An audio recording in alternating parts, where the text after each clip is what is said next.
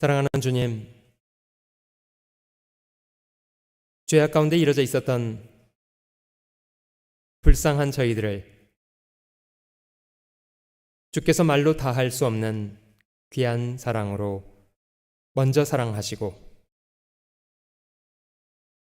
복음에 약속하신 대로 친히 이 땅에 저희 같은 사람으로 오셔서 저희의 모든 허물과 죄를 자신의 거룩하신 몸에 대신 담당해 주시고 주님 저희 죄를 인하여 채찍을 맞으시고 십자가의 그 모진 고초를 친히 다 감당해 주시고 그 귀한 피를 쏟아 주신 것으로 형벌받을 저희의 모든 죄와 허물을 영원히 도말해 주실 뿐 아니라 믿음 안에서 저희를 받아주시고 하나님의 자녀를 삼아주신 이 크고 놀라우신 은혜와 사랑을 진심으로 감사드립니다. 주님은 저희의 모든 것을 다해 섬김받으시기 합당하신 분이십니다. 주께서 먼저 자신의 목숨을 다하여 저희를 사랑하셨기 때문입니다. 주님이 허락하신 이 땅의 짧은 인생, 더 이상 주와 상관없는 세상의 헛된 욕망을 쫓는 것에 당진하여 살지 않게 하시고 오직 저희를 사랑하신 주님을 사랑하며 주님께 저희의 마음을 드리며 저희의 손과 발을 드리고 저희의 남은 인생을 주를 섬기는 것에 드려 살게 하시기를 원합니다. 저희를 귀 안에 두신 것을 감사하고 말씀으로 인도해 주시는 것을 감사합니다. 주님 명령대로 형제자매들 사랑하고 섬겨 살아가게 하시고 교회를 봉사하게 하시고 두루 이뤄진 사람들에게 주님 몸소 이루신 복음의 귀한 소식을 전도하며 살도록 도와주시기를 원합니다.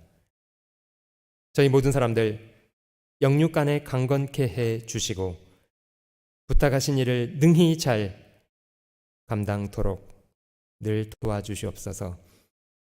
이 시간도 각 사람 마음속에 주께서 주시기 원하시는 선한 교훈들 풍성히 베풀어 주시기를 원합니다. 모든 시간을 주님의 자비로우신 손길에만 의지합니다. 감사드리며 구주 예수님의 귀하신 이름으로 기도드립니다. 아멘.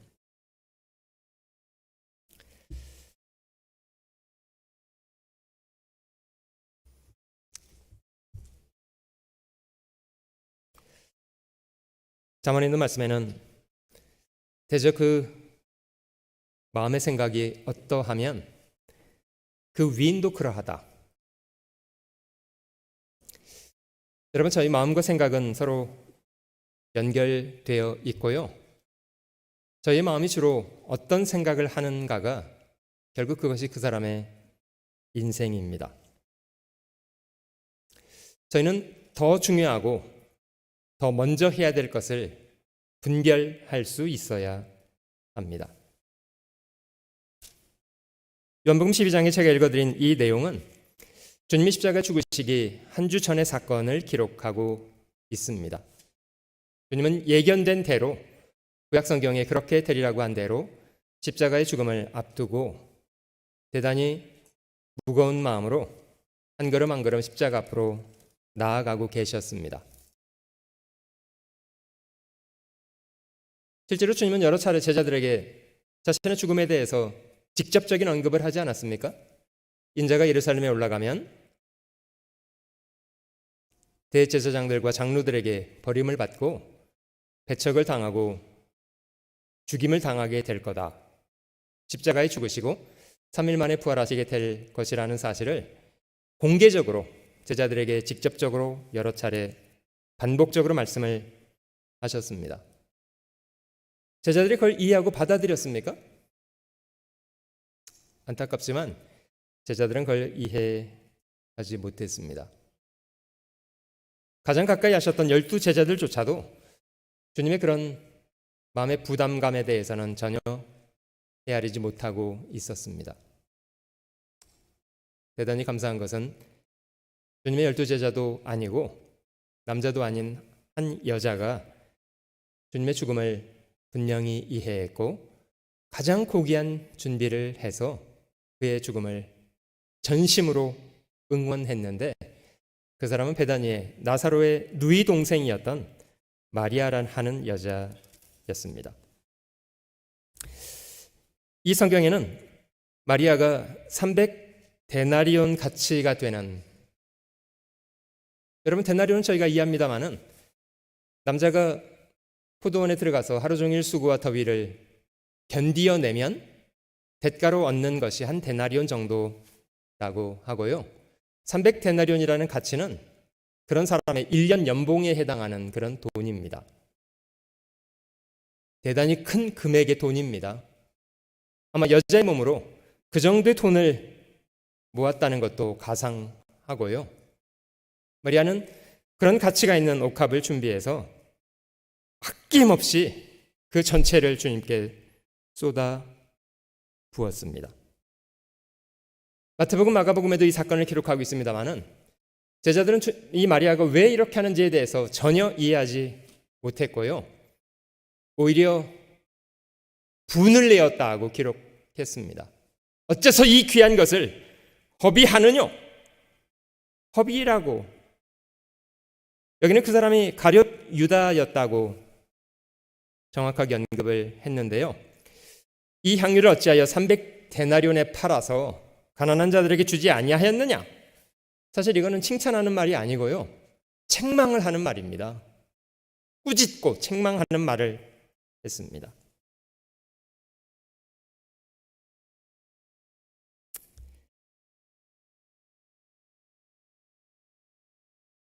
그러나 마리아는 그런 제자들의 질타 앞에서도 자신을 변명하려고 하지 않았고요.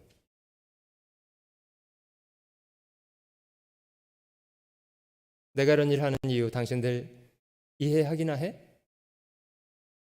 내가 왜 이런 일 하는지 모르면 가만히 있어. 당신들이 뭐 내가 이거 사는데 보탠 거 있어? 왜 감나라 밤나라야? 이렇게 따지거나 대들거나 하려 하지 않고 마리아는 오직 주님 앞에 옥합을 붓는 일에만 몰두하고 있습니다. 여러분, 그 이유는 실제로 일주일 후에 죽으실 주님의 죽음을 진심으로 아파했고 주님의 죽으심의 의미가 무엇인가를 바르게 이해하고 그 죽음의 마음을 같이 하고 싶었던 그런 마리아의 태도를 잘 보여줍니다. 반대로 가룟 유다는 그의 마음은 전혀 다른 곳에 있습니다. 그는 돈에 초점이 잘 맞춰져 있었던 사람이고요. 그 돈에 대한 애착으로 인해서 결국 예수님을 은30에 하는 배반자가 되었습니다. 여러분, 이 이야기는 마음의 초점이 얼마나 중요한가를 저에게 잘 보여줍니다.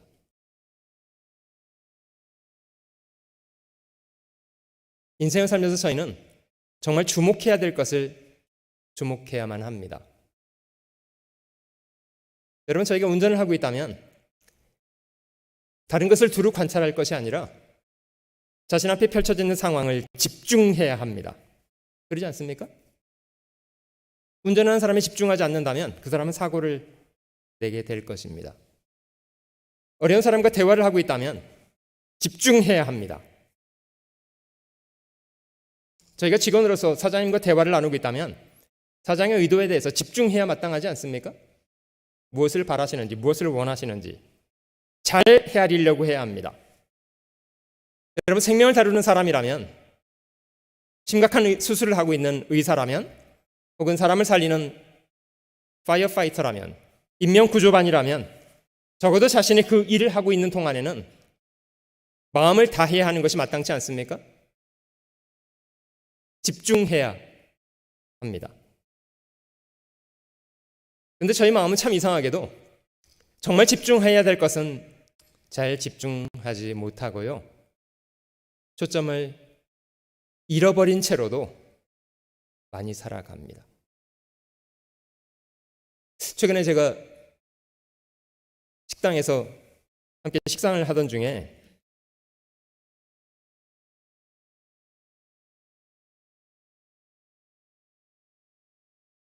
서빙하는 분이 와서 주문을 받고 싶어 했습니다. 근데 어떤 경우는 자신이 먹어야 될 음식을 주문하는 것도 힘듭니다. 집중이 안 되기 때문에. 경험해 보셨습니까?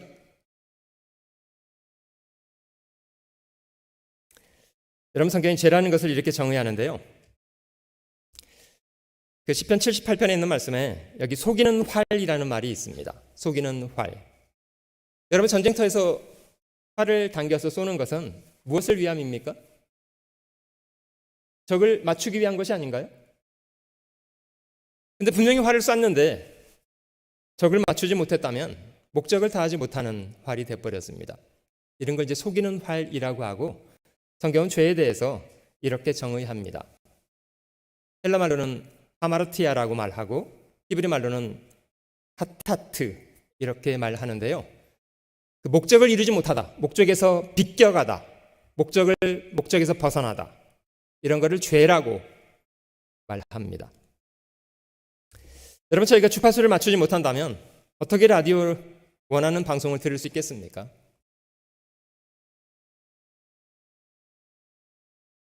베트남전 당시에요. 그 한 사람을 살상하는데 들었던 총알의 숫자가 제가 우연히 알게 됐는데요. 평균 한 사람을 죽이는데 총알이 몇 발 사용됐다고 하냐면요. 베트남전 당시에 여러분 보통 사람을 죽일 때 총알이 몇 발 필요합니까? 네? 한 발로도 사람을 죽일 수 있지 않습니까? 그렇죠? 정확히 맞춘다면. 근데 베트남전 당시는요. 한 사람을 죽이는데 20만 발의 총알이 평균 사용됐다고 하더라고요. 그럼 나머지는 어떻게 쓰여진 겁니까? 아마 그건 사람을 맞추기 위해서 쏜 게 아니고요. 그냥 소리내서 적을 쫓기 위해서 이제 이런 거. 목적을 다하지 못하는 물건, 목적을 잃어버린 어떤 것. 여러분, 목적을 다하지 못하면 의미가 있습니까? 버려야 하는데요. 사실 하나님이 이 땅에 사람을 수없이 많은 사람들을 창조하셨고 평생을 살아가는 동안 생명도 주장하시고 호흡도 주시고 만물을 주셔서 살게 하시는데 정작 자신을 창조하신 하나님의 목적을 잘 이루는 사람들 얼마나 됩니까? 저에게 주어진 여건들 가운데 진정하게 하나님의 뜻을 잘 이루는 도구로 드려지는 것들 얼마나 됩니까? 실제로 너무나 많은 부분은 하나님의 뜻과 목적과는 상관없이 헛되이 낭비되는 것들입니다.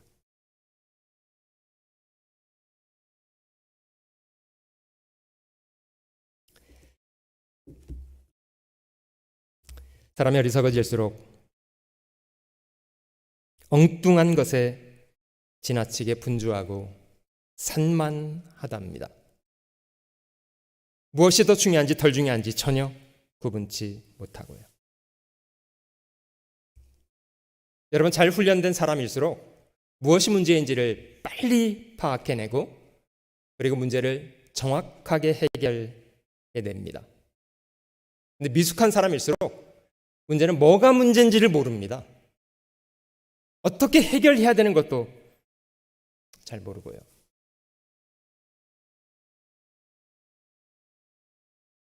여러분, 전쟁터에서도 잘 훈련된 특공대와 훈련되지 않은 오합지졸이 붙어서 싸울 수가 있는데요. 만약에 저희가 속할 수 있다면, 가능하다면 저희는 특공대가 되는 편이 훨씬 좋습니다. 이유는 오합지졸은요, 특공대와 상대하면 이기기가 상당히 어렵기 때문이에요. 여러분, 저 오합지졸의 특징과 특공대 특징은 뭡니까? 특공대도 하루아침에 특공대가 된 게 아니잖아요. 고된 훈련을 통해서 특공대가 되는데요. 처음에 오합지졸이었을 때는 주로 어떻게 움직이냐면요, 오합지졸들은 아무튼 말이 많습니다. 그냥 자기 생각대로, 자기 감정대로, 자기 기분대로 움직입니다. 하고 싶은 말 다 합니다. 이게 쓸데있는 말인지 없는지 생각 없이요, 그냥 기분대로 말 다 합니다.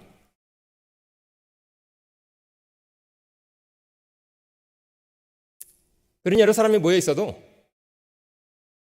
힘이 집중이 안 돼요. 여러분, 훈련을 많이 받으면요, 군인들도 훈련을 많이 받으면 뭐가 줄게 되냐면요, 말이 줍니다. 그리고 자기 기분대로 움직이지 않습니다. 여러분, 살다 보면 저희가 이해할 수 없는 상황들을 많이 만나게 돼요. 이유가 없는 게 아니라요, 저희가 너무 미숙해서 그 이유를 잘 이해하지 못하는 것뿐이지 상황은 다 이유가 있습니다. 훈련이 될수록 이해가 되지 않을지라도 자신의 기분과 감정에 따라 움직이지 않고 명령 계통을 따라서 움직이게 됩니다. 여러분, 특공대가 될수록 위에서 명령하면 같이 움직입니다. 일사불란하게.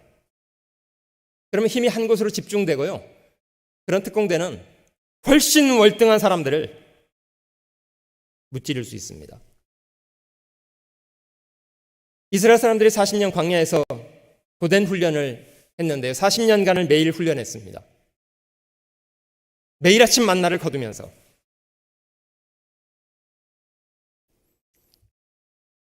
자기 생각과 기분대로 살지 않고 하나님의 말씀대로, 떡으로만 살지 않고 하나님의 입에서 나오는 모든 말씀으로 사는 거 배웠습니다. 40년이 지나서 가나안 땅에 들어갔는데 첫 성 여리고성을 만났습니다. 하나님의 여호수아를 통해서 명령하기를 하루에 한 바퀴씩 돌라고, 7째 날 되던 날은 7바퀴를 돌라고, 그리고 크게 소리를 지르면 여리고성을 주겠다고. 이게 전술이었습니다. 그들이 적어도 13바퀴 중에 12바퀴를 돌기까지는 그 성이 무너질 조짐은 전혀 없었습니다. 전혀 조짐이 없었습니다. 여러분, 훈련되지 않은 사람 같으면요, 13바퀴를 돌기 전까지 말이 많습니다. 전쟁을 왜 이따위로 해? 이거 좀 이상하지 않니? 야, 저 성이 무너질 것 같아? 좀 흔들렸어? 우리 몇 바퀴 돌았지? 금이 좀 갔니? 여러분, 이런 부정적인 말들은요, 한 사람 한 사람을 넘어가면 이 증폭이 됩니다. 맞습니까? 그래, 이상하다. 아무리 봐도 이상하다. 하나님 말씀대로 13바퀴를 돌기 전에요, 그냥 스스로 와전돼 버립니다. 아유, 그만두자.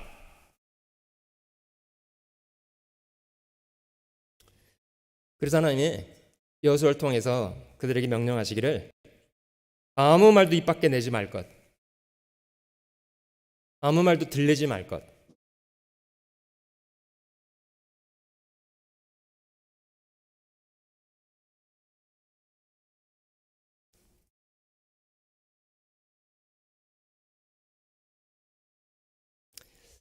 그 오케스트라 단원들이 함께 연합해서 곡을 연주해 내는 경우가 있는데요, 그 저마다 자신에게 주어진 몫이라는 게 있습니다. 어떤 사람은 바이올린을, 어떤 사람은 첼로를, 베이스를, 더블 베이스를, 다 자기 분야가 있지 않겠습니까? 근데 아마 그 중에 한 사람의 연주만 들어본다면, 다른 연주를 제외하고 첼로만 따로 빼서 들어본다면, 왜 저걸 저렇게 연주하지? 참 이상하게 들릴 수 있을 것 같아요. 왜냐하면 중간중간에 자기 파트만 연주하는 거니까요. 전체 곡이 아니고. 근데 중요한 거는 저마다 자기 몫을 다 잘 연주해내면 이 전체가 어우러지면 아주 귀한 곡이 됩니다. 여러분, 정말 연주를 잘하는 사람은요, 개인적인 기교가 뛰어난 사람이 연주를 잘하는 게 아닙니다. 물론 어느 정도 자기 악기를 다룰 수 있는 재능은 가지고 있어야 되겠습니다만은, 훨씬 중요한 것은요, 연합하는 것입니다. 연합을 하려면 지휘자의 움직임을 주목해서 그가 원하는 것을 하려고 해야 합니다. 여러분, 이게 마음의 초점을 맞춰서 집중하지 않고 가능한 일이라고 생각이 드세요? 지휘자가 지휘를 하고 있는데 단원들이 아무도 안 봐, 지휘자를. 그러면 그때부터는 곡이 돌림 노래가 됩니다. 정확하게 한꺼번에 확 나와야 될 때 못 나오고요. 한 사람은 나오고 한 사람은 안 나오고 나중에 나오고 막. 그러면 소리가 이게 하모니가 되겠습니까?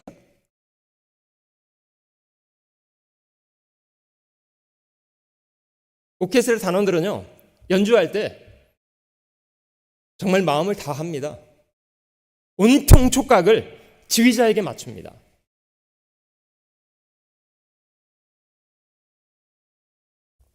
여러분, 저희가 신앙생활 하면서요, 그 문제는 저희가 만나는 환경들이 아니라 실제로는 저희 마음입니다. 성경은 저희 마음에 대해서 대단히 많이 강조합니다. 지킬 것이 많이 있지만 더욱 지켜야 될 것이 있다면 자기 마음을 지켜야 한다. 사실 저희는 어마어마한 유혹 가운데 살아요. 사단은 세상을 지배하고 끊임없이 사람에게 유혹거리를 던져요. 적은 외부만 있는 것이 아니고요. 예레미야 17장에 있는 말씀에는 만물보다 거짓되고 심히 부패한 것이 저희 마음이랍니다. 저희가 많이 경험합니다만은 뉴스만 봐야지 하고 TV 보기 시작했는데 결국은 어디로 갑니까? 건전하게 돌아가든가요?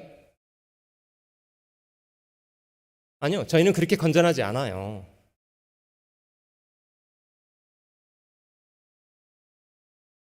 만물보다 거짓되고 심히 부패한 것, 그것이 사람의 마음이랍니다. 초점을 분명히 할 필요가 있습니다. 마태복음 23장을 한번 찾아보시면요, 마태복음 23장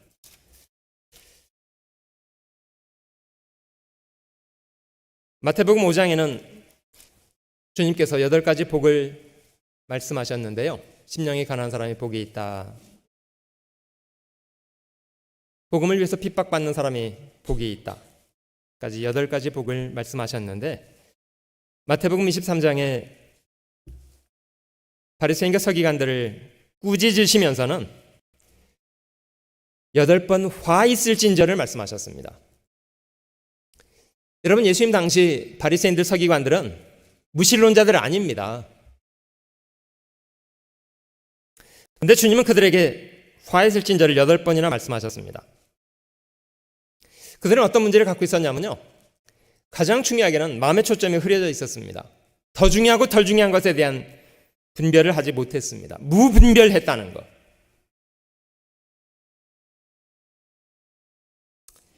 3절에 보면 중간에 저희 하는 행위를 본받지 말라. 저희는 말만 하고 행치 아니하며 또 무거운 짐을 묶어 사람의 어깨에 씌우되 자기는 이것을 한 손가락으로도 움직이게 하지 아니하며 저희 모든 행위를 사람에게 보이고자 하여 하나니. 잘했어요. 말은 잘했어요. 근데 말만 잘했어요. 자기가 말한 대로 행동하지 않았어요. 하나님을 두려워하기보다는 사람을 더 두려워했습니다. 하나님을 높이기보다는 자기를 높이고 싶어 했습니다.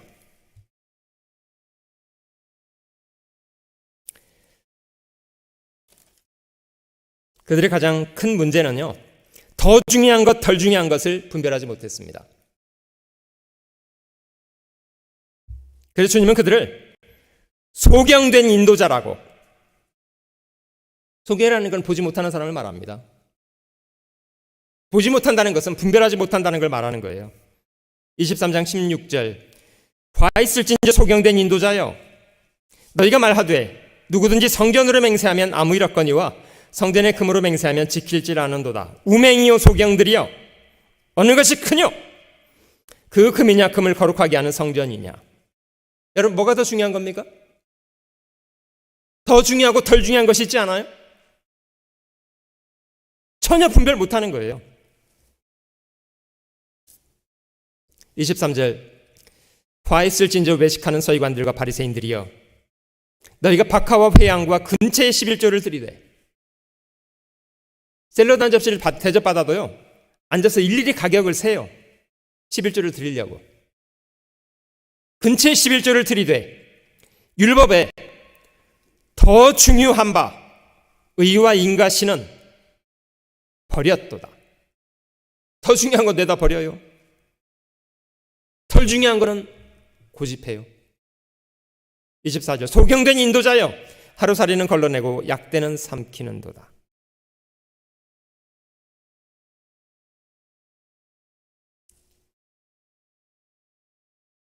중심을 보시는 하나님 앞에 자신의 속을 깨끗하게 하기보다는 사람들 보기에, 겉보기에 선한 척만 부지런히 하고 속에는 온갖 더러운 것을 고스란히 가지고 있었습니다. 25절, 화 있을진저 외식하는 서기관들과 바리새인들이여, 잔과 대접의 겉은 깨끗이 하되 그 안에는 탐욕과 방탕으로 가득하게 하는도다. 소경된 바리새인아, 너는 먼저 안을 깨끗이 하라. 그리하면 겉도 깨끗하리라. 여러분, 분명히 더 중요한 것이 있지 않습니까? 결과적으로 이 사람들은 백성들에게 자신도 천국 가지 못하고 많은 사람들을 천국 가지 못하도록 가로막고 섰버렸어요. 주님이 그들을 8번이나 반복적으로 화 있을진저라고 말씀하신 이유입니다. 열심은 얼마나 대단했습니까? 바다와 육지를 두루 다니면서 교인을 찾기 위해서 생기면 자기보다 배나 더 지옥 자식이 되게 만들어놨어요. 무서운 얘기 아닙니까? 초점을 분명히 해야 합니다. 안을 깨끗이 하라는 것은 마음을 깨끗이 하라는 거예요. 여러분, 사람이 복음을 깨닫지 않고 어떻게 마음을 깨끗이 합니까?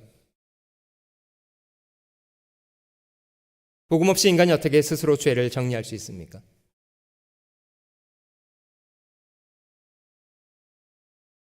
로마서 12장에도 너희는 이 세대를 본받지 말고 오직 마음을 새롭게 함으로 변화를 받으라. 마음을 새롭게 하라. 마음을 새롭게 하라. 쉽지 않아요. 만물보다 거짓되고 심히 부패한 우리 마음이 이 안에 들어 있어요. 쉽지 않아요. 로마서 7장 찾아볼게요. 로마서 7장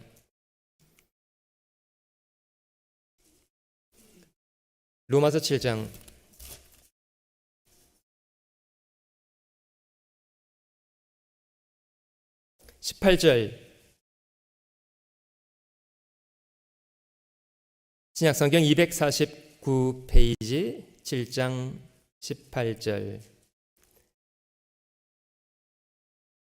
내 속 곧 내 육신에 선한 것이 거하지 아니하는 줄을 아노니 원함은 내게 있으나 선을 행하는 것은 없노라. 내가 원하는 바 선은 하지 아니하고 도리어 원치 아니하는 바 악은 행하는도다. 참 사람이 이율배반이라고 합니다.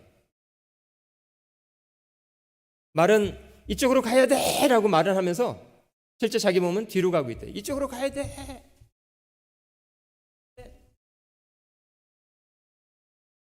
말은 이렇게 하면서 실제 행동은 거꾸로 해요. 한국 속담에 개가 뭐라고 한다고요?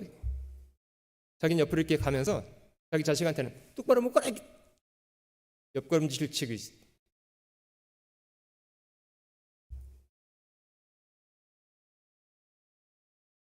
참 이율배반이 있습니다.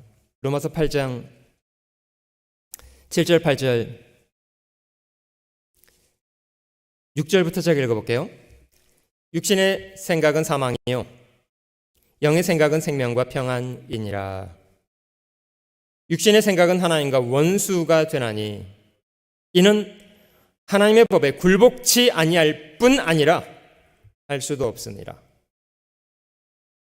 육신에 있는 자들은 하나님을 기쁘시게 할 수 없느니라.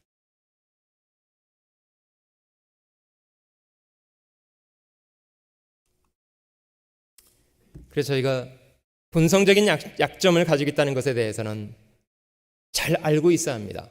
적은 외부에만 있는 게 아니라 저희 내부에도 있습니다.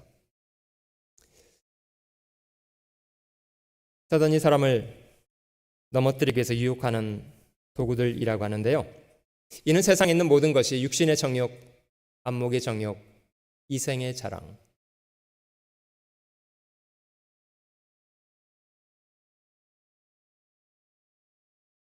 육신의 정욕과 안목의 정욕과 이생의 자랑. 초점을 잃어버리면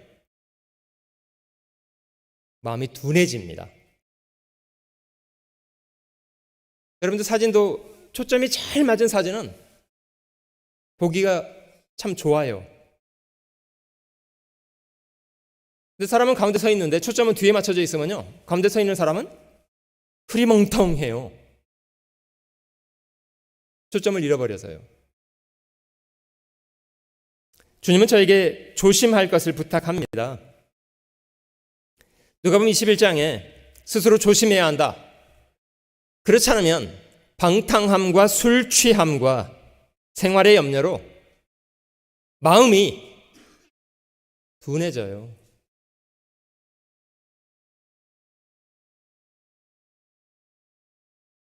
혹시 여러분들 중에도 저 홀짝홀짝 술 마시는 분들 계세요? 술 마십니까? 그냥 가끔 한 잔씩 해야 되는 겁니까?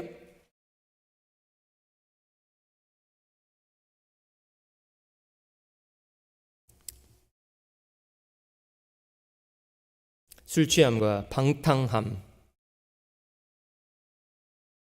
그냥 세상 사람들이 사는 대로 그냥 살아요. 방탕함, 술 취함, 생활의 염려, 어떻게 먹고 살까? 여러분, 저희가 지금까지 살아온 이유가요, 저희 염려 때문에 저희가 살아온 건가요? 아니면 저희 생명을 하나님이 주장해 주셨기 때문에 오늘 이 순간까지 살아온 겁니까? 우리가 살아온 이유가 우리 자신 때문입니까? 하나님 때문이십니까? 정리를 잘 하셔야 합니다. 저희 인생은 저희 염려한 것으로 지금까지 살아온 것이 아닙니다. 생활의 염려는 저희의 마음을 둔하게 만들어요. 마음이 둔해지면 더 중요한 것, 덜 중요한 것을 구분을 못해요. 그때부터는요. 여러분, 왜 에서는 팥죽 한 그릇 때문에 자신에게 주어진 장자권을 왜 잃어버렸습니까? 왜 팔아먹었습니까? 에서가 사냥을 하고 돌아왔는데요, 정말 배가 고파서 죽을 지경이었던 모양이에요. 타이밍도 기가 막히죠. 바로 그 타이밍에 동생 야곱이 더군다나 자기가 제일 좋아하는 팥죽을 써가지고 주겠다는 거예요. 그러면 동생 하는 얘기가, 아이고 형이나 나나 별 차이 없이 태어난 쌍둥이인데 형 동생 좀 바꾸지 이제. 팥죽여 줄 땐께 이거 저 먹고 이제 형 내 동생하고 내가 형 하자. 그 에서가 어떻게 생각했답니까? 야, 내가 지금 배가 고파서 죽을 지경이 됐는데 그까지 장자권이 무슨 의미가 있겠냐. 그래서 그냥 했대요. 그래, 장자권 너 해. 이제 네가 형이야. 팥죽 한 그릇에.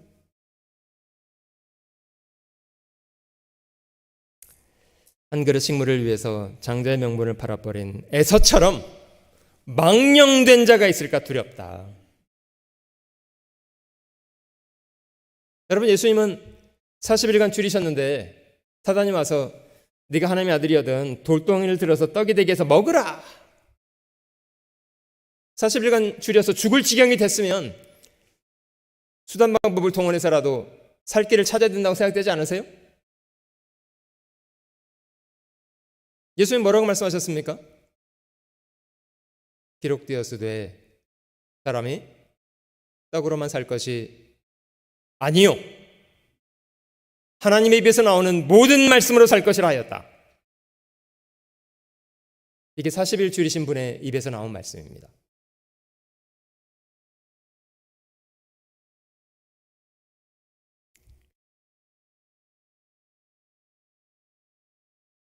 솔로몬은 이 세상에서의 즐거움을 쫓아서 평생을 살다가요, 말년이 되고 나서야 자기가 헛된 짓을 하고 살았다는 것을 깨달았습니다.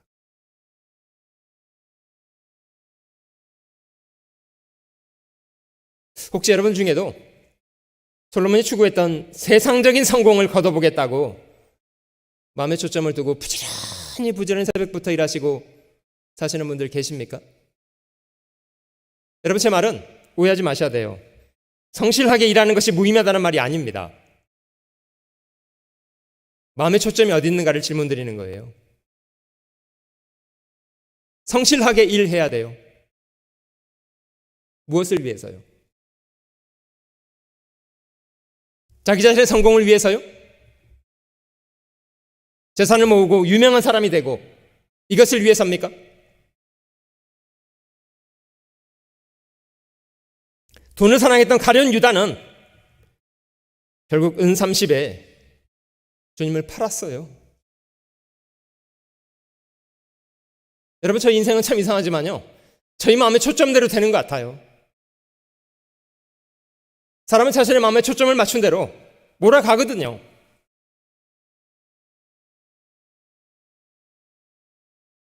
가룟 유다가 예수를 판 것은 우발적인 일이 아니었습니다. 돈을 사랑했고 돈에 대해서 불의했고요. 통에 넣는 걸 훔쳐가는 사람이었다고 하잖아요. 여러분, 2000년 전 유대인들은 안식일마다 성경을 읽고 외우기까지 했다고 합니다마는 실제 그들의 마음의 초점은 하나님의 말씀에서 멀어져 있었습니다. 그들은 인간의 유전을 지키기 급급했고요, 성경대로 오신 그리스도를 배척하는 것 보세요. 예수님이 구약 성경대로 오지 않았다는 증거가 어디 있습니까? 예수님의 전생에는 구약 성경이 그렇게 되리라고 한 성경을 철저하게 이루는 삶이었어요. 그런 예수님을 유대인들이 거절한 이유가 뭐예요?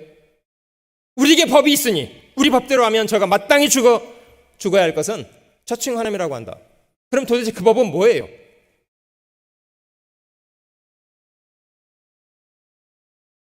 어떻게 생명의 주를 거절하고 살인자 바라바를 구하냐고요. 얼마나 생각이 잘못되어 있으면.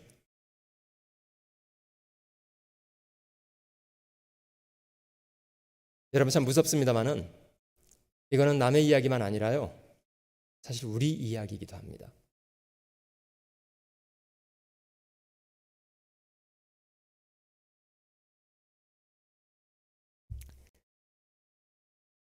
몇 주 전에 제가 깨닫지 못하는 것이 가장 큰 징계입니다. 주일에 그런 말씀을 드린 적 있었는데요.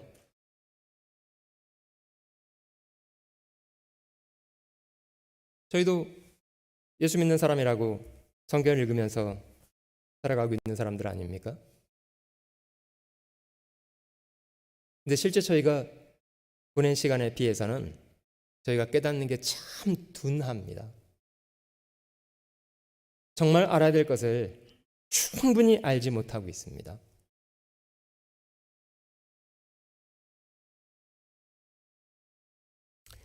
(2000년) 전 예수님께서 유대인들에게 많은 비유를 말씀하신 적 있는데요. 제자들이 주님께 질문하기를 그들에게 왜 비유로 말씀하십니까? 주님이 그렇게 답변하셨습니다. 이 백성들의 마음이 완악하여져서. 마음이 완악한 것이 이유였대요. 마음이 완악하면 귀는 둔하게 듣고요, 눈은 봐도 모릅니다.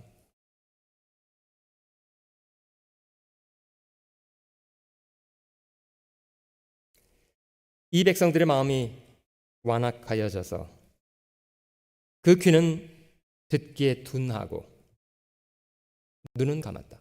정말 주목해야 될 것을 주목을 못해요.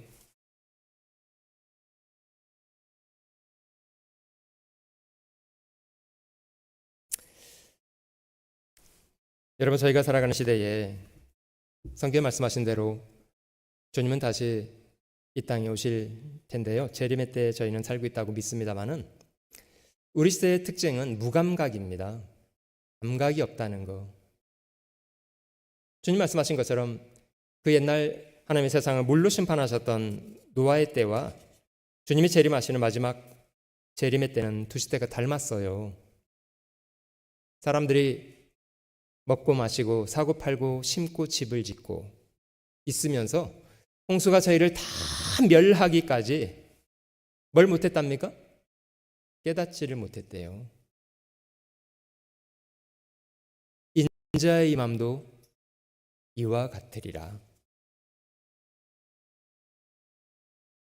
여러분, 그 당시에 피할 길이 없었다는 뜻이 아니잖아요. 노아는 단지 자기 가족을 위해서 조그마한 배를 만들고 있었던 게 아니잖아요. 상상할 수 없는 그런 어마어마한 배를 만들었고요. 그런 배를 어떻게 숨어서 만들겠습니까? 노아 이야기는 다 공개된 이야기죠. 누구라도 오면 다 받아줄 수 있는 그런 배였잖아요.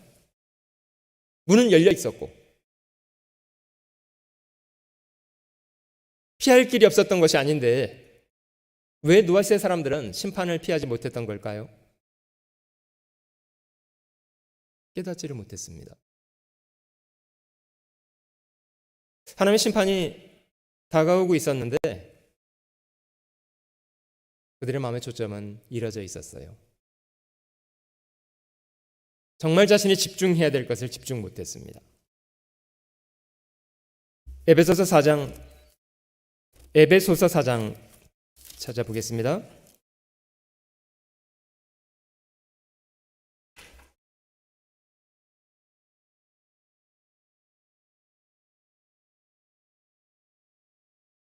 에베소서 4장 17절부터 24절 제가 읽어보겠습니다.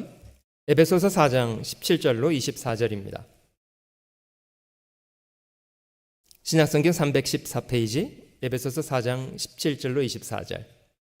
그러므로 내가 이것을 말하며 주 안에서 증거하노니 이제부터는 이방인이 그 마음에 허망한 것으로 행함같이 너희는 행하지 말라.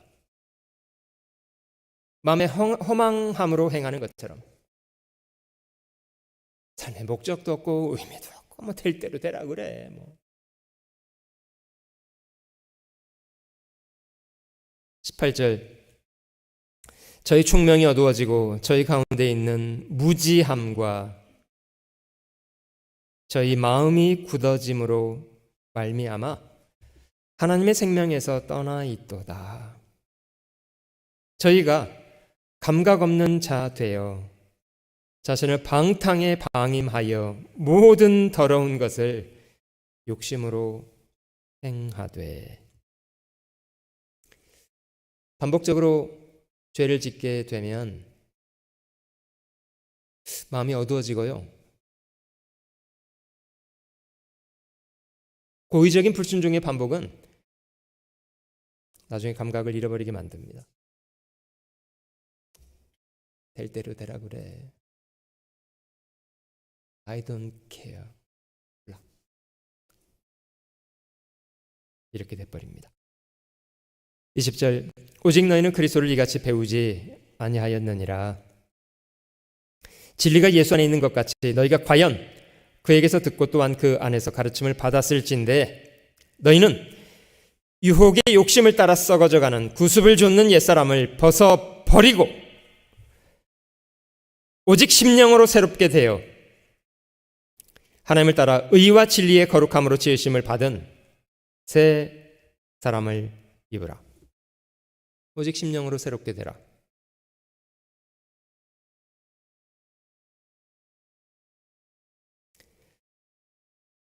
저도 제가 베다니 나사로의 누이 동생이었던 마리아가 보여주었던 참 선한 모범을 필두에 말씀드렸는데요. 제자들이 그렇게 자신의 선한 뜻을 이해 못하고 질타하고 꾸짖을 때 사실 저희 같으면 좀 말하고 싶지 않겠어요? 왜 감나라 밤나라야? 뭐 이러면서 막 들이받고 싶어 하지 않겠어요? 내가 이런 거 하는지 뭐 모르면 가만히나 있어? 막 이러면서 쏴붙이고 싶지 않으세요? 근데 마리아가 그 대목에서 주님 앞에서 제자들 향해서 막 승질을 부리고 이렇게 했더라면 주님이 어떠셨을까? 이게 무안하셨을 것 같아요. 야, 됐다. 이제 됐다. 예, 됐다. 그만해. 됐다. 근데 마리아는 한 주 후에 주님이 죽으실 거라는 것을 이해하고 있으니까 다른 건 전혀 생각이 안 되는 거예요. 오직 마음을 주님께만. 이런 마음이 참 귀합니다. 여러분, 저희가 교회 안에서 생활하고 교회 안에서 어떤 봉사를 하다 보면요, 사람들에게 좋은 평가만 받는 게 아니에요. 어떤 때는 오해도 받고 어떤 때는 뒤틀린 평가도 받고요, 마음에 억울함이 느껴질 때가 있기도 해요. 그러면 그렇다고 그걸 다 겉으로 이야기해야 합니까? 초점을 잃어버리지 마셔야 돼요. 여러분, 저희를 칭찬하실 분도 주님이시고요, 저희를 꾸지람하실 분도 주님이세요. 저희가 주님의 주권을 두려워하는 사람이라면 사람에게 받는 평가에 너무 휘둘리지 말아야 합니다. 중심을 잘 지키세요. 이 세상 나를 버려도 나는 상관없다. 내 한량없는 기쁨은 주님뿐이다. 그러면 되는 거 아니에요? 내가 사람에게 오해받아도 상관없다. 주님 한 분 나 알아주시면 그만이다.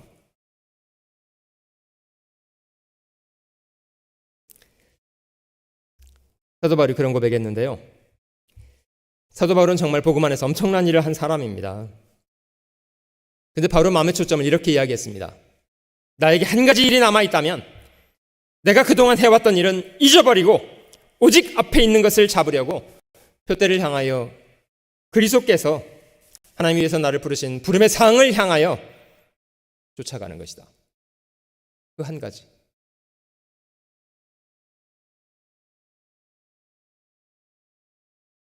초점을 잃어버리신 분들은요, 왕년에 이야기합니다. 아유, 저도 왕년엔 열심히 했어요. 저도 한때는 열심히 했어요. 여러분, 옛날에 밥 많이 먹어서 이제 밥 안 먹고도 사십니까? 왕년에 숨 많이 쉬어가지고 지금은 숨도 안 쉬고 사세요? 아니잖아요. 그때 먹은 밥은 그때 의미가 있는 거고 지금 또 먹어야 되는 거잖아요. 그때 숨 쉬었던 건 그때를 위해서 필요한 거고 지금 또 숨을 쉬고 있어야 되는 거잖아요, 살려면. 아닙니까?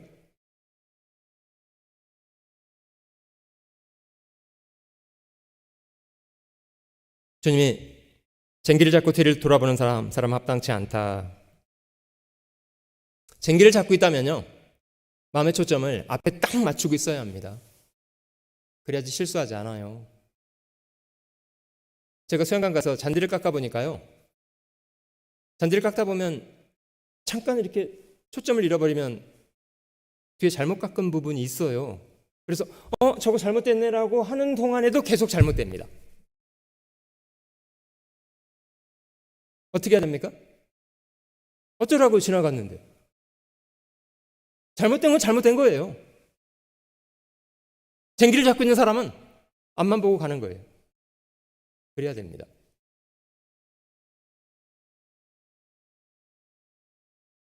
쟁기를 잡고 있는 사람이 뒤를 돌아보는 게 합당치 않아요. 잘했든지 잘못했든지 지나간 건 지나간 거예요.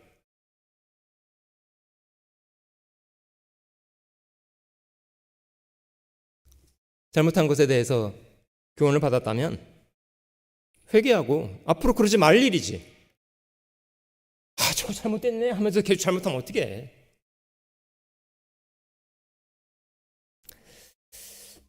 저희가 마음의 초점을 좀 분명히 해야 될 것 같습니다. 먼저는 저희 마음의 초점을 자기에게 맞추고 살지 마시고요, 삶의 주권이 주님께 있다는 걸 인정하고 늘 마음의 초점을 주님께.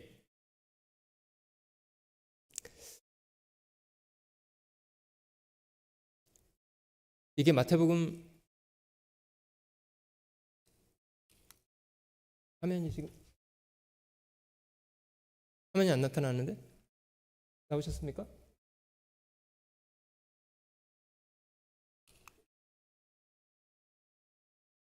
멈춰 계신데?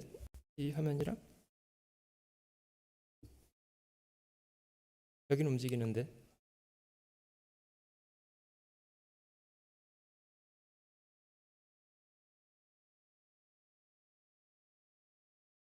그 화면이 어신 것 같아요. 마태복음 6장 33절 말씀해요. 주님께서 말씀하시기를 너희는 먼저 그의 나라와 그의 의를 구하라. 중요한 단어는 먼저라는 단어입니다. 먼저 그의 나라와 의를 구하라. 그리하면 이 모든 것을 너에게 더하시겠다고 약속하십니다. 여러분, 주님은 자신을 먼저 생각하셨습니까? 저희 같은 죄인을 먼저 생각하셨습니까? 주님은 자신의 목숨을 더 귀히 여기셨습니까? 우리를 살리시는 걸 더 귀히 여기셨습니까? 주님 마음속에 먼저는 무엇이었습니까? 죄인을 구원하시는 일이요. 자신의 목숨보다도 저희를 더 귀히 여기지 않았다면 그가 저희를 위해서 목숨을 버리셨겠습니까?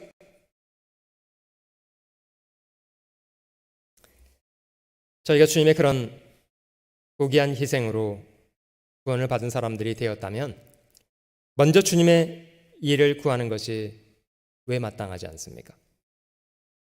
결과적으로는 주님이 그런 사람에게는 이방인들이 구하는 모든 것조차도 더 하시겠다고 하십니다.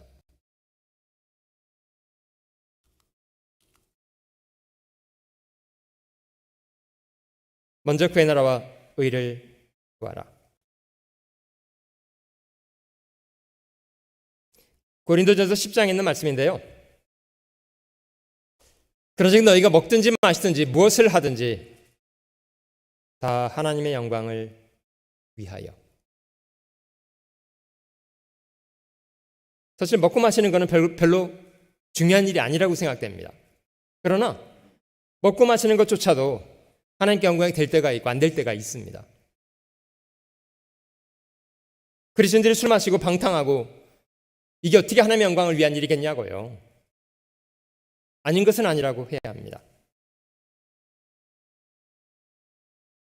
그런 사소한 것조차도 하나님의 영광이 될 건가를 질문하시면서 무엇을 하든지, 유대인에게나 헬라인에게나 하나님의 교회나 거치는 자가 되지 말고.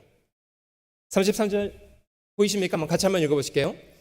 나와 같이 모든 일에 모든 사람을 기쁘게 하여 나의 유익을 구치 아니하고 많은 사람의 유익을 구하여 저희로 구원을 얻게 하라. 이 땅에 한 아이가 태어나려면 엄마는 산고의 고통을 희생해야 한 사람이 태어납니다. 한 사람이 구원받으려면 그런 산고의 고통이 지불되어야만 한 사람의 생명이 또 태어납니다. 저절로 태어나지 않습니다. 저는 생명의 법칙이라고 생각합니다. 사람들 쉽게 구원받지 않아요. 먼저 구원받은 사람이 정말 전도하기 위해서 아이를 낳는 것 같은 진을 빼요. 여러분, 저희가 구원받았을 때요, 누군가의 그런 희생과 수고가 있습니다. 그런 희생이 있어서 저희가 말씀을 듣고 구원을 받을 수 있었던 것도 기억하셔야 합니다. 자신의 유익을 구하지 않고 마음의 초점을 자신에게 맞추고 살지 마세요. 이기적인 마음을 가지고 살지 마세요. 이기적인 사람은 사실 전도하는 것은 실패한 사람입니다. 저희가 전도하는 것에 무능한 이유는요, 이기적이기 때문이에요. 희생하고 싶어 하지 않기 때문에. 다른 사람을 위해서 사는 것을 손해보는 거라고 생각하기 때문에.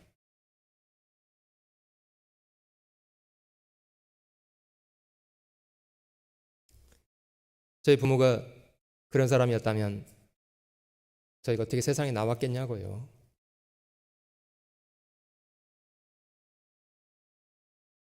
자신의 유익을 구하는 것을 중단하고 같은 고린도서 10장에 있는 말씀인데요, 모든 것이 가하나 모든 것이 유익한 것이 아니요 모든 것이 가하나 모든 것이 덕을 세우는 것이 아니니 누구든지 자기 유익을 구치 말고 남의 유익을 구하라. 이타적인 사람이 되려고 해야 합니다. 너희는 세상의 빛이다, 소금이다. 빛을 내려도 자기를 태워야지 빛이 나요. 맛을 내려도 소금은 자기를 녹여야 돼요. 자기 희생이 있어야만 빛도 나고 맛이 난다니까요.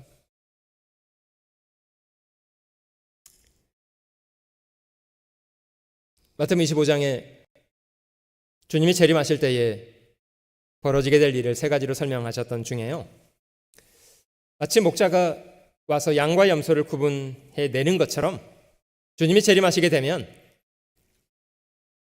의인 중에서 악인을 갈라내시겠다고 말씀을 하셨습니다. 주님이 의인과 악인을 어떻게 구별하셨냐면요, 마치 양은 오른편에 염소는 왼편에 구분하는 것처럼 의인은 오른편에, 염소는 왼편에, 악인들은 왼편에. 의인들은 두루 주변 사람들에게 줄이고 목마르고 헐벗고 옥에 갇히고 병든 사람들을 두루 돌아보고 섬기던 사람이었습니다.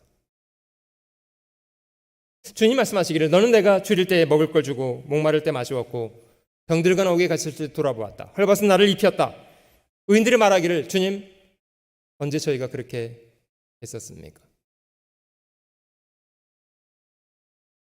너희가 여기 지극히 작은 나의 소자에게 한 것이 곧 나에게 한 것이다. 그들은 이기적이지 않았습니다. 악인들은 어땠습니까? 주님 그들에게 너희가 이것을 하지 않았다. 악인들이 말하기를 주님 우리가 언제 안 했습니까? 너희가 여기 나의 작은 소자에게 하지 아니한 그것이 나에게 하지 아니한 것이다.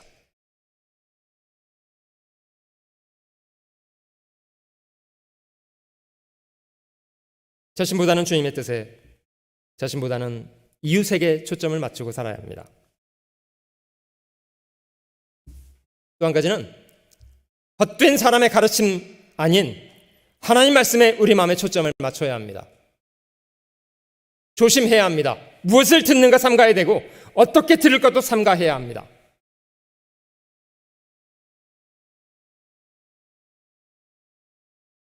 여러분, 기독교 세계 안에 인간의 가르침이 차고 넘쳐요.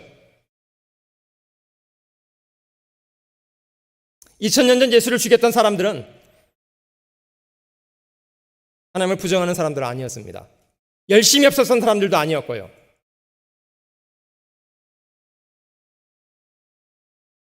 근데 그들은 하나님 말씀보다는 하나님 말씀을 제쳐놓고 장로들의 유전을 기준 삼았습니다. 인간의 유전.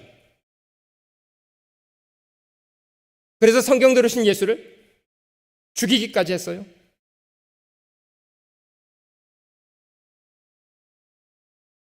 여러분, 하나님이 저에게 주신 하나님의 말씀,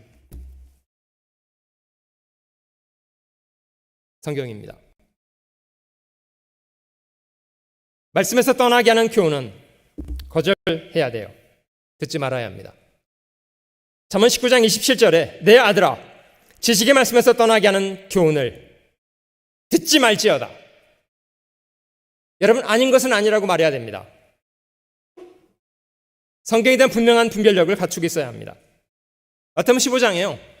내 천부께서 심으시지 않은 것은, 무엇이 심겨져 있든지 내 천부께서 심으시지 않은 것은 뽑힐 것이니 내어버려 두어라. 저희는 소경이 되어 소경을 인도하는 자로다. 만일 소경이 소경을 인도하면 둘 다 구덩이에 빠지리라. 여러분, 저희가 상대방을 존중한다는 것은 그의 말하는 것을 경청해 주는 거 아닙니까? 존중하고.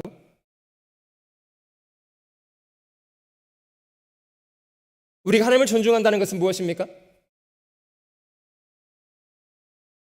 하나님의 말씀을 존중하는 것입니다. 하나님의 말씀을 경청하는 것입니다.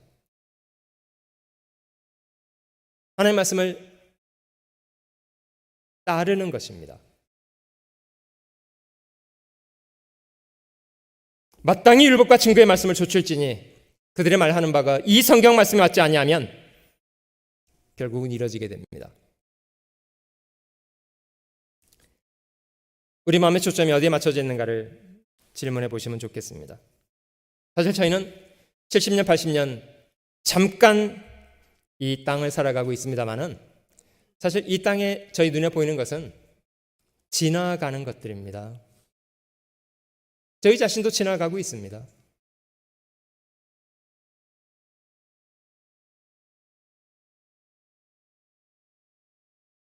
그래서 저희 마음의 초점을 눈에 보이는 것에 맞추지 않고 무엇이 영원한 것이 될 것인가를 질문하시면서 살아야 합니다. 우리의 돌아보는 것은 보이는 것이 아니다. 보이지 않는 것. 보이는 것은 잠깐 있다가 사라지는 것들이고요. 보이지 않는 것이 영원한 것들입니다. 하나님을 사랑하고 하나님의 말씀을 순종하고 두루 이뤄진 사람들에게 복음을 전도하고 사람의 영혼을 멸망으로부터 건져서 하나님께 돌아올 수 있도록 선한 수고를 하면서 살아가는 것. 그것이 저희가 이 땅에 살아있어야 될 분명한 이유라고 생각합니다. 우리의 마음의 초점이 어디에 맞춰져 있는가를 가능하면 진지하게 질문해보고 나는 헛된 것에 몰두하고 잠깐 있다 사라질 것에 마음 빼앗겨서 살고 있지는 않는가 돌아봐야 되겠습니다.